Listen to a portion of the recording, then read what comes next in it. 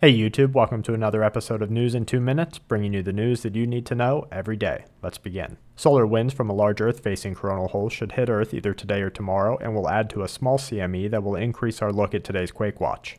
A representative for the National Security Agency indicated this week that the U.S. spying program collects and moves through multiple individuals within a person's contact list, essentially covering a large amount of the world's online users in their never-ceasing search for terror suspects. The MERS coronavirus has experienced a slight increase in reported morbidity, with 4 new cases in Saudi Arabia and 2 in the United Arab Emirates, showing that both women and younger age groups are becoming increasingly affected by the virus. Yesterday's conspiracy theory became today's fact as the National Academy of Sciences and NBC News reported that the CIA is funding a study on controlling the weather by geoengineering. The study is said to cover the efficacy of adding sunlight-reflecting particles like aluminum into the sky, as well as building machines that dissolve greenhouse gases, and goes on to say that one of the objectives of the study is to discuss national security concerns that might arise if and when geoengineering is deployed in the United States. A New York rail line has been suspended after a train carrying tons of garbage from the city derailed, sending cars and refuge across the tracks. The derailment adds to at least 6 other cases within the last 72 hours, including Texas, Virginia, Thailand, Quebec, and a separate incident in Buffalo, New York.